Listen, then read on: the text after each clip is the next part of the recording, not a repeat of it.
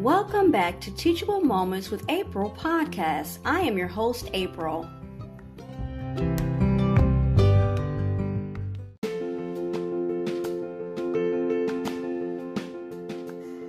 Inspire, host, create, explore endless new possibilities, next level broadcasting.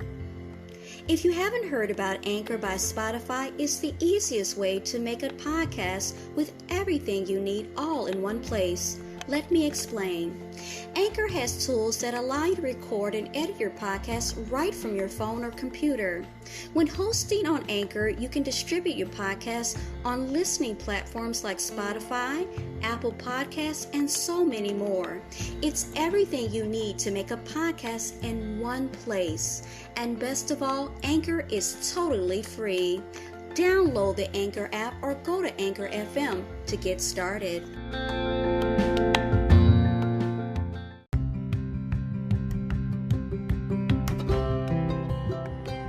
Welcome back to Teachable Moments with April. So this is the second part to Wellness Wednesday, and we're going to be looking at natural antibiotics. All right, so number one is, just like with the top natural painkillers, is garlic. And it shows intestinal and fungal infections. Okay, number two, cloves, just like before with the top natural painkillers. So it's a natural, it seems like these are dual. They're natural antibiotics and they're also natural painkillers. Look at that. Clove, they say you can use this for food poisoning and any type of oral or skin infections. Number three, cinnamon, which is known for any kind of strep throat, if you have any type of, for whatever reason, diarrhea, or any kind of staph infections. I didn't know that. I also know that certain types of, or one certain type of cinnamon is really good for controlling your blood sugar for diabetics, but we'll look at that at another time. Okay, number four, hot peppers. Now, I can't eat hot stuff. I used to. I love it, but it doesn't love me back, so no hot peppers for me. They say staph infections, viral infections, skin infections, and ear infections. Wow, I'm really missing out on something, huh? Okay, number five is oregano. They said most types of poisoning, especially or particularly E. coli, any kind of muscle pain, tooth infection. I'm sorry, I'm losing my voice here. It looks like athlete's foot, ringworm, ooh, and any type of insect bites. I don't want to be like, no articulation. Okay, number six, colloidal silver. I've heard about this. I even think once I seen on, I don't know, was it Oprah or some talk show, this guy took a lot of this particular type of silver and his skin, I believe, turned like blue. He looked kind of like a Smurf a little bit, or like the Blue Man Group. His skin turned completely blue. Wow.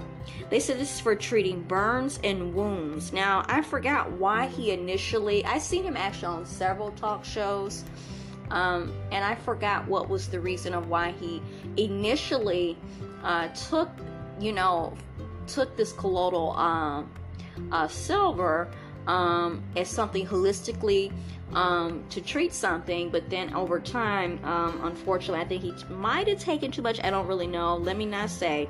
And his skin turned blue. Okay. The next one is apple cider vinegar. That's yet again, that was on the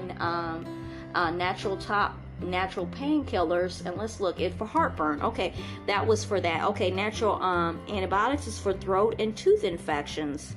And it looks like on here it says cranberries, and they said food poisoning and for anything like urinary tract infections. Oh, nettles, typhoid fever, look at that, or food poisoning. Oh, okay, I'm sorry. There's another one on here, echinacea. I don't know if I'm saying it right. It's for respiratory, urinary tract, and yeast infections. I had an idea about the respiratory because a lot of times when you are buying stuff for, what they consider cold or flu season, that is the number one supplement that I see a lot. I see a lot of herbal teas, commercially made teas or whatever they have, echinacea. But I didn't know about the yeast infection or the urinary tract. I actually really, really love cranberries. And I tend to gravitate. I actually have some cranberry juice in my refrigerator. I do enjoy dried cranberries, which I haven't ate in a while. But I used to go over to a friend's house, and I think he didn't particularly care for it, but every time he seemed to like it too, I would eat all his dried cranberries. I really, really love them, and I love buying the different blends of cranberry juice, cran grape, apple, cran apple, and so forth and so on. So a lot of these, like garlic, clove, apple cider vinegar, and so forth and so on, they have, like I said, like a lot of things, they have dual applications.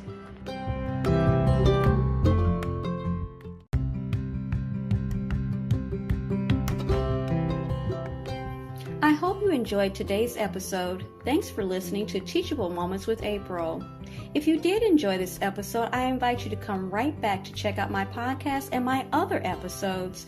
Don't forget to listen, add us to your favorites, and support by clicking on the link in the description. As always, be blessed and be well. Until next time.